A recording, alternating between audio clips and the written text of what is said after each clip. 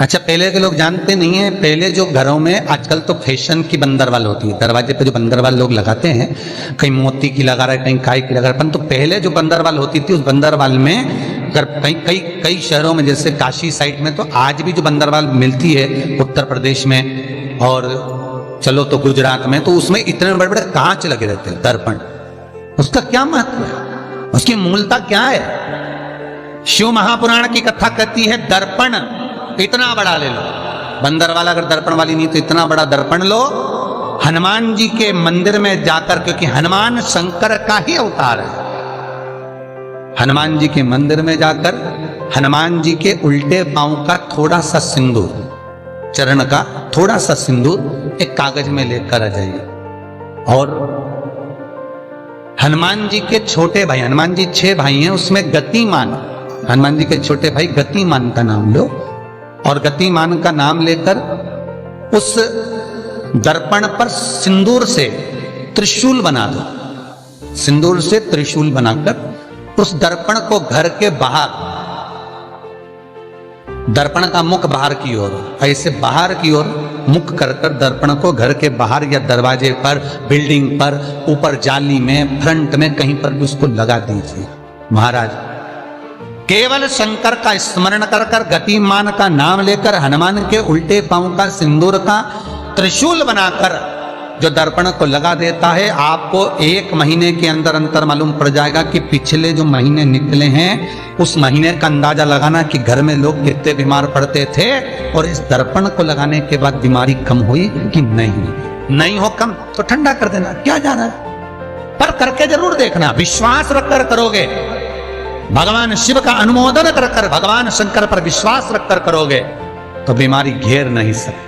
अकाल मृत्यु वो मरे जो काम करे चंडाल का, काल उसका क्या बिगाड़े जो भक्त हो महाकाल का। शंकर की आराधना करने वाला, शिव का स्मरण करने वाला, शिव का निवेदन करने वाला, शिव अर्चना में डूबने वाला, शिव का अनुमोदन करने वाला कभी दुखी नहीं हो सकता।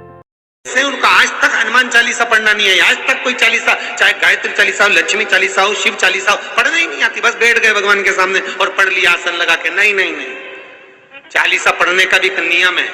अगर कोई लक्ष्य लेकर पढ़ रहे हो तो उसका एक नियम है। पूरी जिंदगी पढ़ते रहोगे तो भगवान की प्राप्ति नहीं है, पर लक्ष्य लेकर अगर पढ़ा है आसन से, जिस भगवान की चालीसा पढ़ रहे हो उसकी मूर्ति या उसका फोटो आपके सामने होना चाहिए। एक घी का दिया, अगर हनुमान चालीसा पढ़ रहे हो तो या तो घी का दिया जलाओ, वो भी गाय के घी, भैंस के घी का मत जलाना, हनुमान जी कभी प्रकट नहीं होंगे भैंस के घी से। घी का दिया लगाइए अगर चालीसा का पाठ कर रहे हो हनुमान जी का। और बहुत ज्यादा संकट है, बहुत ज्यादा परेशानी है तो हनुमान चालीसा का पाठ करो तो तिल्ली के तेल का दिया लगाओ, काली तिल के तेल का दिया, तिल का तेल का दिया हनुमान जी के सामने आसन बिछाकर। बहुत तकलीफ है तो 3 पाठ प्रतिदिन करो और एक आसन से जितने समय, 9 बजे अगर आप बैठते हो पाठ करने तो 9 बजे ही बैठना है। 11 दिन तक प्रतिदिन 3 पाठ रोज करो। एक पानी का लोटा, कलश, तांबे का जल, अर्थात तांबे का लोटा हो, स्टील का लोटा हो, तुम्हारे पास जो कलश हो उसमें जल भरकर, एक सिक्का उसमें पटक कर, एक लौंग पटक कर प्लेट से ढक कर रख दो और प्रतिदिन बस टाइम पर बैठकर पाठ करो। 11 दिन पूर्ण होंगे, जिस कामना से आपने पाठ करा है बस वो सिक्का, वो लौंग कलश में से निकाल लो, जल का आचमन करो और जिस काम के लिए करा है वो जल उस प्रयोग में ले लो। उस प्रयोग, किसी से बात करने जाना है तो वो जल पी कर जाएंगे, कोई से हाथ मिलाना है तो वो सिक्का, वो लौंग अपने हाथ में रखिए, अपने साथ रखिए। श्री हनुमान जी महाराज का प्रागट्य हुआ। कोई व्यापार नहीं चलता हो, दिक्कत आ रही हो तो हनुमान जी के दूसरे नंबर का भाई गतिमान का स्मरण करो, हनुमान जी के उल्टे पांव का सिंदूर लाकर गतिमान का नाम लेकर स्वस्तिक बना दिया जाए व्यापार वाली जगह पर, तो व्यापार अच्छा चलने लगता है। महाराज कोई व्यक्ति पैसा खा गया, नहीं दे रहा, बहुत परेशान हो गए, मांग मांग कर दे गए, नहीं दे रहा, हाथ जोड़ लिए, पांव जोड़ लिए, सब कुछ कर लिया, नहीं दे रहा, तो हनुमान जी के तीसरे नंबर का भाई रतिमान, रतिमान, गतिमान रतिमान, रतिमान का नाम लीजिए, पीपल के पत्ते पर लाल सिंदूर से जो व्यक्ति पैसा लेकर गया उसका नाम लेकर बहते हुए पानी में अपनी कामना कर रतिमान का नाम लेकर छोड़ दीजिए। 15 दिन में रतिमान ऐसी उतावली मचाता है कि उसको हाथ जोड़कर वो खुद फोन लगाकर बोलता भैया तेरा मैं पैसा लौटा दूंगा। रतिमान का स्मरण किया जाता है। रतिमान, ध्यान दीजिएगा, पंचमुखी हनुमान का एक स्मरण, पंचमुखी हनुमान का एक भाव। महाराज जैसे बहुत ज्यादा तकलीफ अगर व्यक्ति को हो गई है, बहुत कष्टमय जीवन चल रहा है, हार गए हर जगह से और तकलीफमय जीवन चल रहा है, तो पंचमुखी हनुमान का एक शिव महापुराण का और स्कंद पुराण का एक बड़ा सुंदर मंत्र है। उस मंत्र को आप सब एक बार हमारे साथ में बोलें। ओम नमो हनुमते रुद्र अवताराय सर्व शत्रु संहारणाय सर्व रोग हराय सर्व वशीकरणाय रामदूताय स्वाहा। बस इस मंत्र को हाथ में काली तिल लेकर, एक जौ लेकर और गूगल लेकर, थोड़ा सा उसमें गाय का घी डालकर, कंडे को या अग्नि को जलाकर इस मंत्र का 11 बार 21 बार जाप कर कर अपनी कामना कर कर छोड़ दीजिए। कैसा भी रोग हो, बीमारी हो, कष्ट हो, दुख हो, तकलीफ हो, 21 दिन के अंदर वो आनंद आना प्रारंभ कर देता है। इस मंत्र, स्कंद पुराण का, शिव महापुराण का यह मंत्र मूल पंचमुखी हनुमान सुख देंगे। और एक और चीज याद रखिए हमारा, यदि कोई काम के लिए जा रहे हो, कोई व्यापार के लिए जा रहे हो या नौकरी करने के लिए जा रहे हो और लगी नहीं रही, बहुत तकलीफ पा रहे हो, सर्विस ही नहीं लग रही, बहुत कष्टमय हो गया, तो निवेदन करूंगा 5 पीपल के पत्ते पर बेसन के 5 लड्डू घर में बने हुए, गाय के घी के 5 लड्डू रख लो। उस लड्डू के बीचों बीच एक आटे का दिया और उसमें तिल्ली का तेल डालकर इसी मंत्र का प्रयोग कर कर पंचमुखी हनुमान का किसी भी हनुमान के मंदिर में जाकर, दक्षिण मुखी हनुमान के मंदिर में जाकर उसको रख कर आ जाइए। इसके बाद आप उस काम के लिए जाइए, आपका काम सफल हो जाएगा। आपको किसी को नहीं कहना पड़ेगा कि हाथ जोड़ना नहीं पड़ेगा, किसी के पांव नहीं पड़ना पड़ेंगे, तुरंत काम होगा। बस इस मंत्र का स्मरण कर कर पंचमुखी हनुमान का भूतेश्वर जो मंत्र है वो सुख देने वाला। श्री हनुमान जी महाराज का प्रागट्य हुआ तो कहा था हनुमान जी 6 भाई हैं। कितने भाई हैं? 6। हनुमान, गतिमान, केतुमान, रतिमान, मतिमान, सेतुमान, ऐसे हनुमान जी 6 भाई। कोई व्यक्ति पैसा खा गया, नहीं दे रहा, बहुत परेशान हो गए, मांग मांग कर दे गए, नहीं दे रहा, हाथ जोड़ लिए, पांव जोड़ लिए, सब कुछ कर लिया, नहीं दे रहा, तो हनुमान जी के तीसरे नंबर का भाई रतिमान, रतिमान, गतिमान नहीं, रतिमान, रतिमान का नाम लीजिए, पीपल के पत्ते पर लाल सिंदूर से जो व्यक्ति पैसा लेकर गया उसका नाम लेकर बहते हुए पानी में अपनी कामना कर कर रतिमान का नाम लेकर छोड़ दीजिए। 15 दिन में रतिमान ऐसी उतावली मचाता है कि उसको हाथ जोड़कर वो खुद फोन लगाकर बोलता भैया तेरा मैं पैसा लौटा दूंगा। रतिमान का स्मरण किया जाता है। रतिमान कोई व्यापार नहीं चलता हो, दिक्कत आ रही हो, तो हनुमान जी के दूसरे नंबर का भाई गतिमान का स्मरण करो। हनुमान जी के उल्टे पांव का सिंदूर लाकर गतिमान का नाम लेकर स्वस्तिक बना दिया जाए व्यापार वाली जगह पर, तो व्यापार अच्छा चलने लगता है।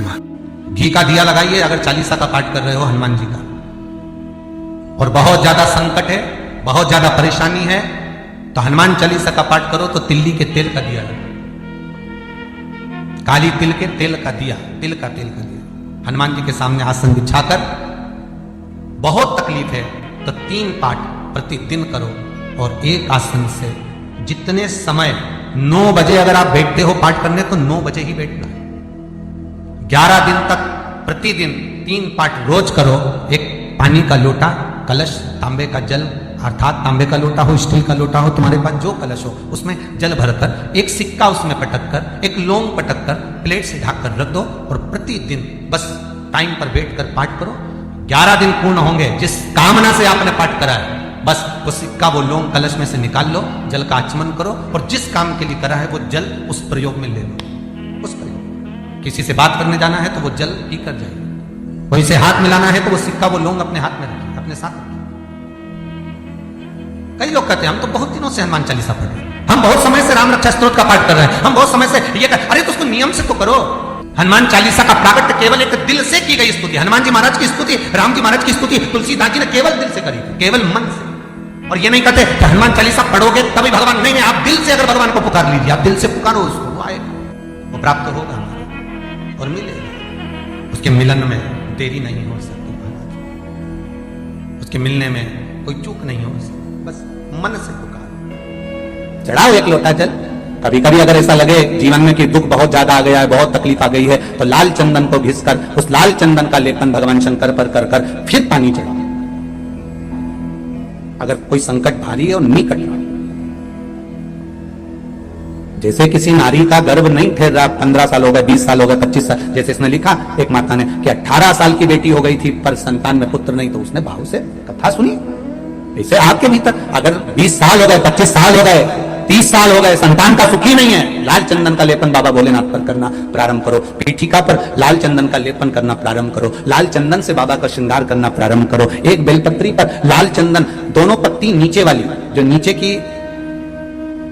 की जो 2 पत्ती होती है इस पे लाल चंदन, और बीच वाली पत्ती पर पीला चंदन लगाकर बाबा के शिवलिंग को समर्पित करिए, बाबा से प्रार्थना करिए, रोज प्रार्थना करो। परंतु एक बात का स्मरण रहे, 25 साल हो गए, 20 साल हो गए, 30 साल हो गए, संतान नहीं, तो पहले जल से अभिषेक कराना, अभिषेक कराकर जल का आचमन करने के बाद हाथ को खासा करना, धोना, उसके बाद में फिर वापस बाबा का स्नान कराओ, फिर चंदन का लेपन कराओ, फिर एक लोटा जल चढ़ाकर बाबा का स्नान कराओ। बाबा का बड़ा सुंदर भाव से लाल चंदन से जो अभिषेक करता है, बाबा को लेपन कर कर फिर जल चढ़ समर्पित करता है, निश्चित है उसकी गोदी मेरा देव अधिदेव महादेव जरूर भरता है। निश्चितता है, निश्चितता है। हम तो बेटियों से भी कहते हैं, जिसका विवाह नहीं हो रहा हो, 25 साल, 30 साल, 27 साल, 28 साल, 32 साल, 40 साल हो गए, नहीं हो रहा बेटा बेटी का विवाह, उसे लाल चंदन का प्रयोग अशोक सुंदरी वाली जगह पर 7 बिंदी लाल चंदन की लगाकर 7 बेलपत्र 7 बिंदी पर रखिए और महाराज अपनी कामना कर कर भगवान से आइए, बाबा देगा, करेगा, 3-4 महीने में विवाह पक्का करेगा। ये लाल चंदन की महत्वता है। शुद्ध रोग बढ़ गया, बेलपत्री के वृक्ष के नीचे दीप लगाना प्रारंभ करो, बाबा से विनती कर कर घी का दिया लगाइए बेलपत्र वृक्ष के नीचे, बाबा से निवेदन करिए, रोग निवारण। आंकड़े के पत्ते की जो माला होती है, ये माला कार्य की सिद्धि के लिए होती है। इसमें एक एक आंकड़े के पत्ते पर सीताराम लिखा जाता है, मात्र एक पत्ता ऐसा होता है जिस पत्ते पर सीताराम नहीं लिखा जाता। 108 पत्ते में से एक पत्ता, बस उस पत्ते को हथेली में रखकर उल्टा हाथ आपको रखना है और अपनी कामना कर कर उस पत्ते को बांध देना है।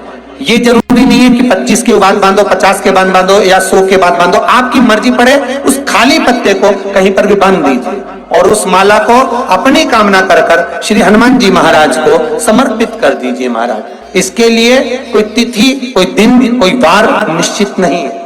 बस ये माला जब हनुमान जी को चढ़ जाए तब एक घी का और एक तेल का दिया हनुमान जी के सम्मुख में लंबी बाती का लगा देना महाराज, और अपनी कामना कर कर आप आ जाइए। आपकी वो कामना 2.5 महीना या 3 महीना, इससे ज्यादा नहीं जाएगा, वो कामना बाबा पूरी करेगा, क्योंकि शिव और हनुमान ये सब एक ही स्वरूप